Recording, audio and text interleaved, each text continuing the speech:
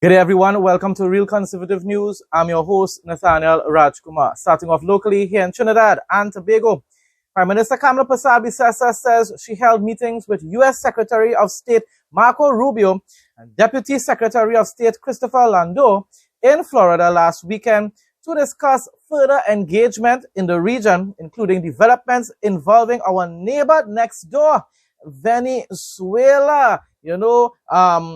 Rowley and PNM's very close friend during their time in government. Speaking during yesterday's sitting of Parliament, Persad-Bissessar added, "We also met with U.S. Secretary of Energy Chris Wright to discuss energy sector cooperation, including gas fields involving Venezuela, as well as interest in refinery and tank farm infrastructure." She said, "Our meeting with Secretary Wright produced immediate results. Within hours, every energy giant Chevron reached out expressing interest in doing business in Trinidad and Tobago. We also held productive talks with U.S. Secretary of Commerce Howard Lutnick regarding U.S.-based companies interested in infrastructure and rehabilitation projects in TNT. And with U.S. Trade Representative Jamieson Greer, we discussed tariffs and their potential impact on energy commodities." She said bilateral discussions were also held with several Latin American presidents. Now think about it, people. Why I said about Rowley's close friends. Rowley and the PNM administration were very close with Maduro and Delcy Rodriguez and so forth. But at a time when there were very significant U.S. sanctions on the Venezuelan regime, right? So look at it. They were all saying that, America is oppressing Venezuela and whatsoever, and we need to stand with those that are being oppressed and so forth. Not realizing that aligning themselves with the Maduro administration at that point in time could have ended up resulting in our country being placed with sanctions being placed on our country, which would have made life much harder for us here in Trinidad and Tobago. Thankfully, they did end up humbling. Give Jackie jacket, they did end up humbling, and they said, okay, the dragon gas deal is dead and whatsoever and things like that. But that is only after they tried over and over again to pursue that deal with Venezuela in spite of America saying no. Now, look at what Kamala Persad-Bissessar did. She stood boldly with the Americans and said, you know what? If it is we have to give up the dragon gas deal, fine. Because America is our greatest trading partner. America is also the only powerful nation, the democratic nation in the world that can protect us from the rogue elements, the rogue regime, the Chavez and the Maduro regime in Venezuela. So she made the right choice and stood with America. And look at what is happening. In spite of all the bad talk from PNM, most likely we will still be able to benefit from the same dragon gas deal, but we did it the right way. Why? Through the American channels, through making deals with America. And therefore what? There will be no sanctions. There will be no sanctions on Venezuela, and there will be no sanctions on Trinidad and Tobago. And therefore both Venezuela and Trinidad and Tobago will be able to benefit significantly. At the end of the day, what people fail to realize is that America owns most of the actual oil companies and so forth, even in Venezuela. And therefore, that is why when people say they want the oil, they want the oil. It's not about just that they want the oil. They want their property, what belongs to them in those countries. They are the ones that invested in able to drill in those countries. And now, the Chavez and the Maduro regime just said, you know what, we are going to keep those oil companies and just tell you to get out of our country. That's the bold-facedness about autocrats and dictators and so forth. They will use you to be able to invest in their country, and then they will throw you out. The motion to extend the state of emergency for a further 3 months was approved in the lower house on Friday night. Attorney General John Jeremie moved 2 motions for the House to note the President's statement outlining the grounds for the declaration and to extend the proclamation declaring a state of emergency in Trinidad and Tobago for a further 3 months. Both motions were approved after debate. With 26 members voted in favor and 12 against, there were no abstentions. I continue to be disappointed when it pertains to this issue. You cannot, Madam Prime Minister, continue to govern our nation by suspending the constitutional rights of all citizens by using an SOE to fight crime. It is just simply not right. Yes, most of us are not going to be adversely affected by this. Businesses are not going to be affected either because there's no curfew or anything like that. But it's just about principle, Madam Prime Minister. It gives a bad impression internationally, as well as much as people are being impressed by your leadership right now. You cannot continue to use an SOE to fight crime. Crime is an ongoing issue. An issue that can only be resolved by other measures that you are taking, like getting America involved. Wonderful, wonderful decision that you have made. What you need to also do is focus on reforming the Trinidad and Tobago Police Service, changing the mindset of the individuals that are being trained. That means you have to change the whole sort of training program in the TTPS so that when they exit the training system, they do not believe that they are gods unto themselves. They do not believe that they can break the law. They do not believe that they are superior to everyone else in this country, Madam Prime Minister. That's what you need to do.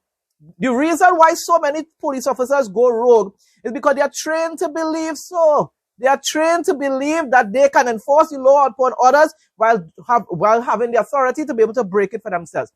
And that's why when they're interacting with citizens, what they do, they use they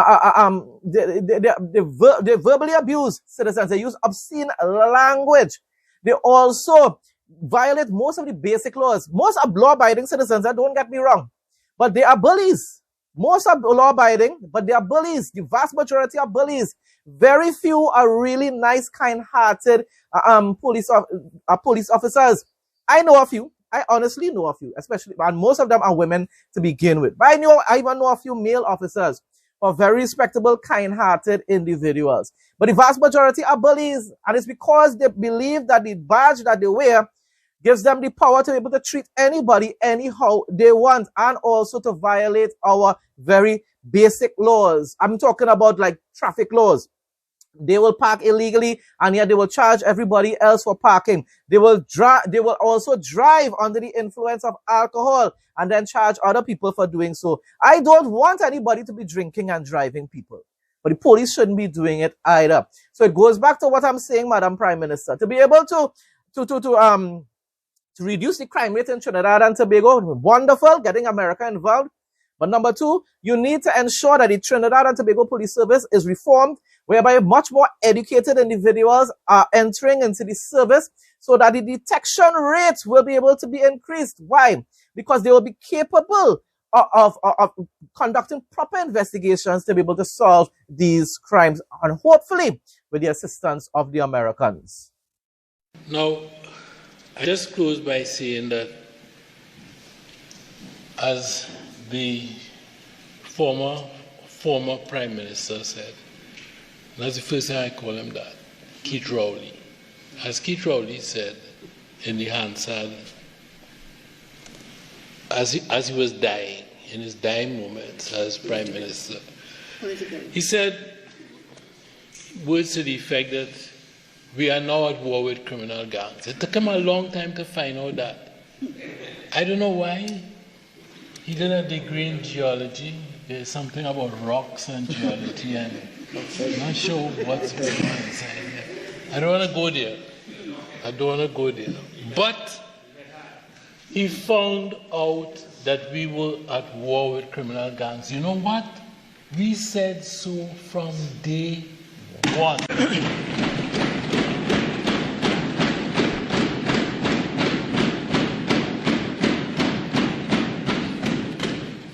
Honourable members, the question is, now therefore be it resolved that the House take note of the statement by the President under Section 9, subsection 1 of the Constitution, setting out the specific grounds on which the decision to declare the existence of a state of public emergency was based. All in favour say aye. Aye. Any against? No. The ayes Division.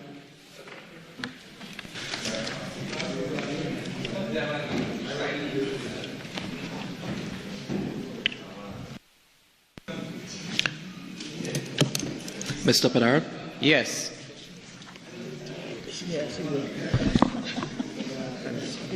Mrs. Besad Bisasa SC? Yes.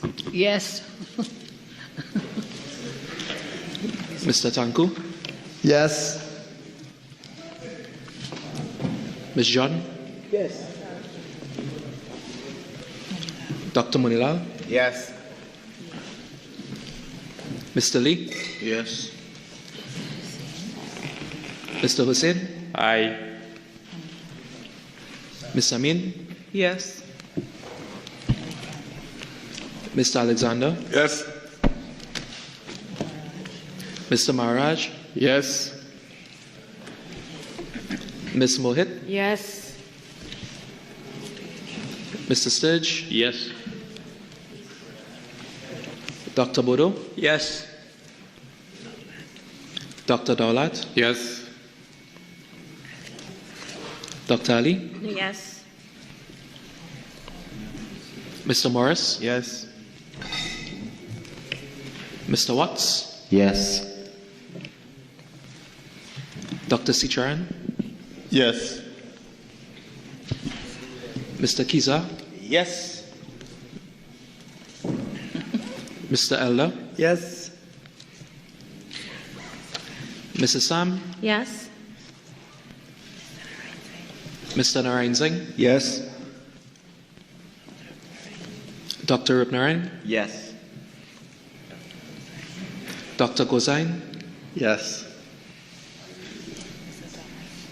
Mr. Thomas? Yes.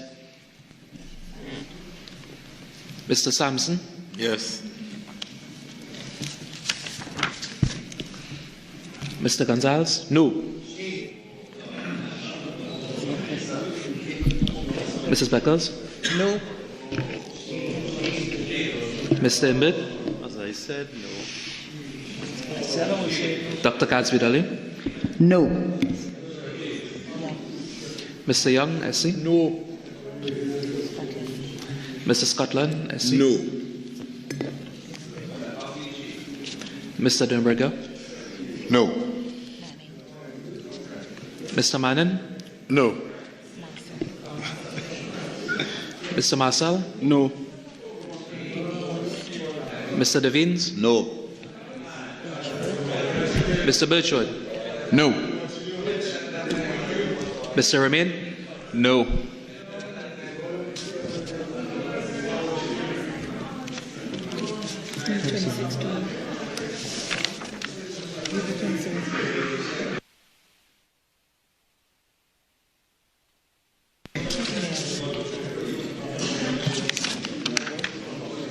Mr. Speaker, the result of the division is as follows. 26 members voted in favour for, 12 members voted against, there were no abstentions. Residents of Lambo and surrounding communities now have a modern bus shed facility to call their own. And people, it's not look like the bus sheds that that PNM had big opening ceremonies for and cutting of ribbon and stuff like that. It looks way better. It looks much more modern and much more comfortable for people who are going to be waiting for the arrival of a bus in their area. Coined as a smart bus shed, the space was upgraded by the Lambo Credit Union as part of the Tobago House of Assembly's Adopt a Bus Shed initiative. This facility was officially commissioned on Friday. So for people who will want to say, but look, Farley and them, and probably even UNC might do the same thing as well, holding some kind of, official ceremony for opening of a bus shed. And all you used to be talking about when PNM was doing it. Yes, but look at how PNM bus sheds used to look. As a cooperative rooted in service to the people, we believe that even small steps, when taken with purpose, can help create a more connected, more inclusive community. By expanding access to digital connectivity, we hope to support students, families, and community members who rely on reliable internet access for learning, communication, and everyday life. Lambu Lowlands Area Representative Wayne Clark thanked the credit union for their investment, noting the project highlights the importance of strong private-public partnerships. I think the true strength in any society, by extension country, is when private and public could work together.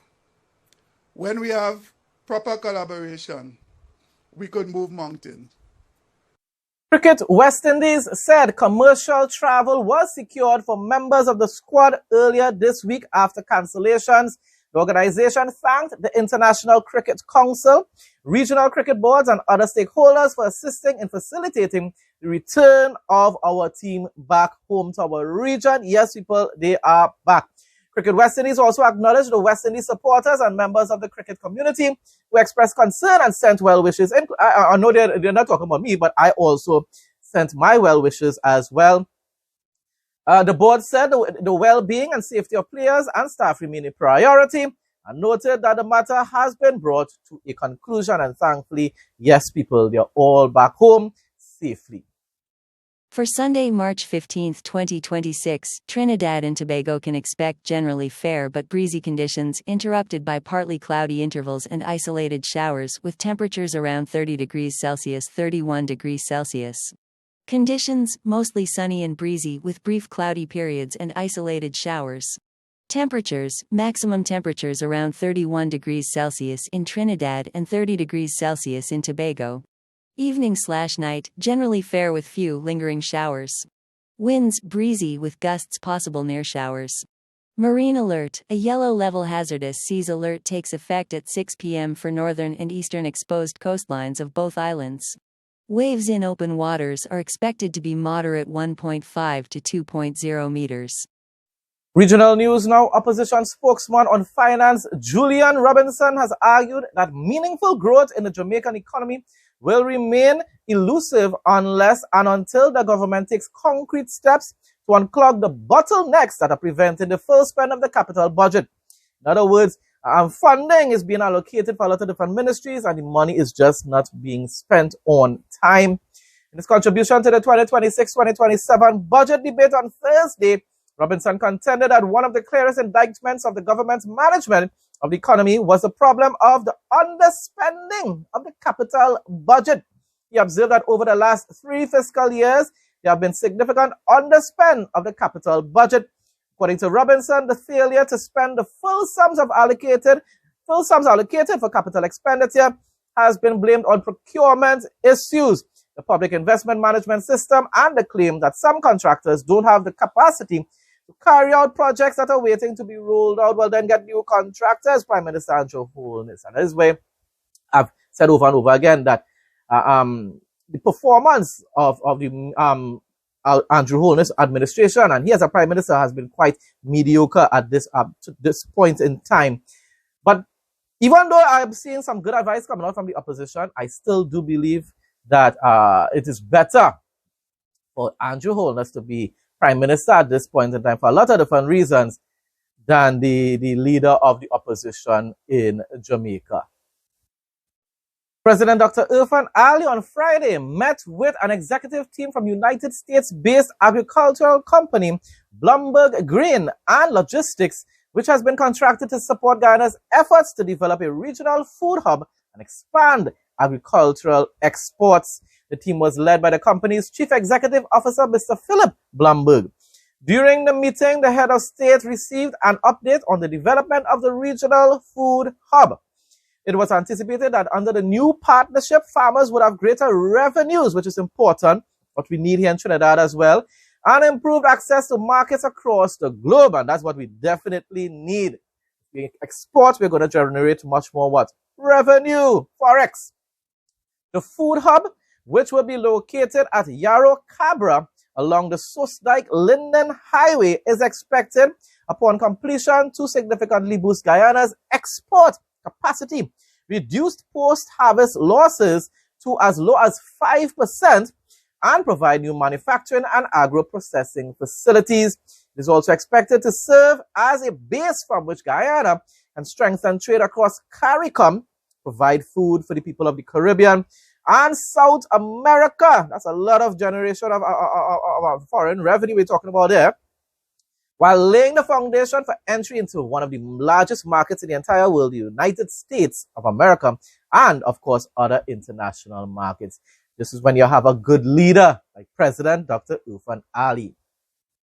Team Bahamas has their sights set on 8 straight consecutive championships when they head to the 2026 Carifta Games in Martinique during the Easter weekend.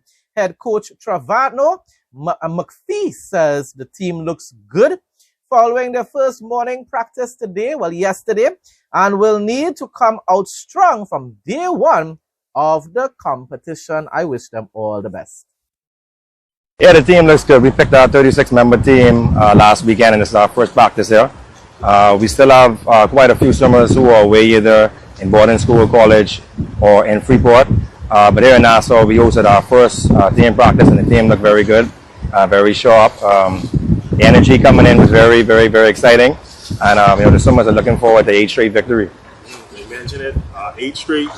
Obviously 7 straight unprecedented as well. I think when you win at such a high level for a long time, it almost becomes expected at a certain point. But what's the motivation you give into the swimmers for them to go there and make it 8 straight? Yeah, all of these swimmers on this team have never lost a Carifta. Even up to the seniors, right? They have been on this winning streak, and like you said, it almost becomes, they expect to win. But like I always tell them, right, we have a target on our back, right? Every year, countries are looking to beat the Bahamas, and we have to stay sharp. We have to come out on day one, and try to build that lead like we always do, and then maintain it throughout the 3 days. Having a 4-day meet is not easy. Some of these swimmers are going to be swimming over 15 races when you're looking at heats and finals, and plus relays. So we look at everything is in place for them to do well, right? The recovery from the physios, the doctors, the coaches, we're here, to make sure that everything is in place for them to swim well over those 4 days and a 5th day for open water. So, going for 8 straight is not going to be easy, but, we have our eyes on the prize, and right now they're already talking about it. We're getting our seniors, getting with 11 and 12s, ready, motivated, focused on the task ahead. So, we look forward to this. Martinique, you can expect the Bahamas to come and be ready. Like I said, on day one, we got to come and, just, show up and, make it happen. International news now, the Strait strategy. President Trump says countries that receive oil through the Strait of Hormuz must ensure its safe passage, but the U.S. will help them a lot. So they're not just saying, protect the Strait. Oh, Trump is saying, we will be there to help protect it for you. Open, safe, and free. President Trump says the U.S. is working with allies to keep the Strait of Hormuz open after Iran's attempted disruption of the critical shipping route. So don't be fooled by fake news media outside there, and a lot of YouTubers and people on TikTok that just want to get clicks and views and likes and shares. Don't be fooled by the fake news. Iran isn't dominating the Strait of Hormuz right now. America is ensuring that that passageway remains free and open.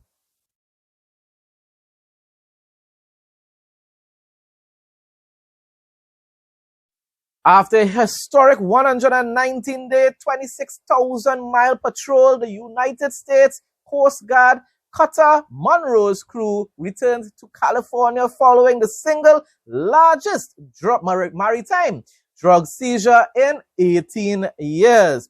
In support of Operation Pacific Viper, the Monroe detained 6 suspected narco-terrorists and seized 22,052 pounds of cocaine valued at over $250 million. That is wonderful. All that drugs was taken away, removed before it ended up on the streets of probably America and other countries.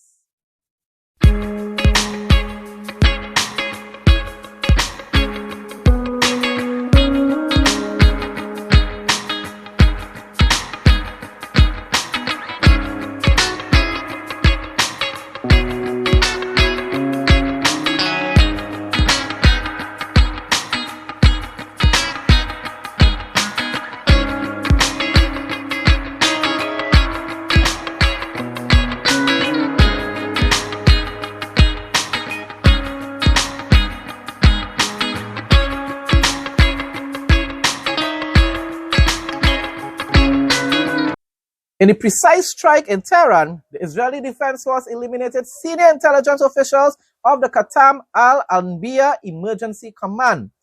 On Friday, the Israeli Air Force, acting on the precise IDF intelligence, carried out a targeted strike in Tehran and eliminated Abdullah Jalali Nasab and Amir Shariat, senior officials in the Intelligence Directorate of the Qatam al-Anbiya Emergency Command, which is directly subordinate to the leader of the Iranian terror regime. We are talking about the Ayatollah regime. Once again, do not be fooled by those on a lot of YouTubers and stuff like that who are just looking for likes and shares and comments. The Iranian Ayatollah regime isn't prevailing and winning and destroying places in Israel. Yes, they are firing some missiles and whatsoever, but America and Israel is dominating in this war. Most of Hezbollah's launches so far have been failed launches. Media wouldn't tell you that, though. Out of 1,550 launches towards Israel, only 670 crossed the border. The rest fell in Lebanon, which would be considered, of course, failed launches. So far, the IDF has destroyed about 100 buildings used by terrorists in Lebanon, about 70 in Beirut, and about 30 in southern Lebanon. And as you think about it, these terrorists could fire thousands upon thousands of missiles towards Israel, and no one in the world says genocide, But the minute Israel retaliates, everybody starts to say, Israel tried to destroy people's country. See how evil this world is? Now for the interesting facts segment, research published in Applied Animal Behavior Science suggests that dogs may understand when humans cannot see them. In controlled experiments, dogs were told not to take a piece of wood while researchers placed barriers between the dog and a person watching them. The results showed that dogs were far more likely to sneak the treat when the barrier blocked the human's view. They even reacted differently to solid barriers versus transparent ones. You see, so because they could still be able to see you through the transparent one. Scientists say the findings suggest dogs can interpret human visual perspective, highlighting their remarkable awareness and intelligence. Yes, people, and it also shows more and more that animals do have living souls. They don't have a spirit like us. God gave us body, soul, and spirit. I do believe that animals have living souls.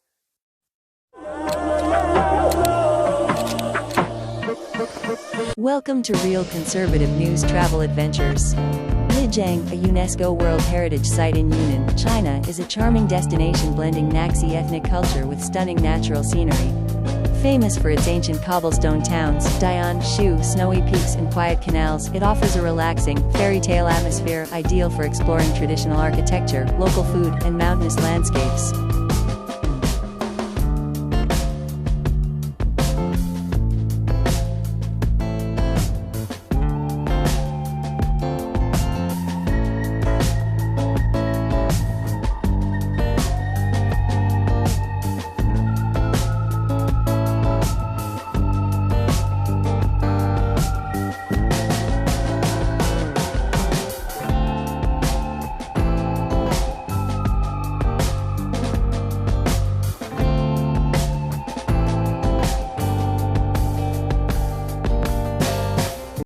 Folks, that brings us to the end of today's news report. Thanks again to everyone who continues to support my content.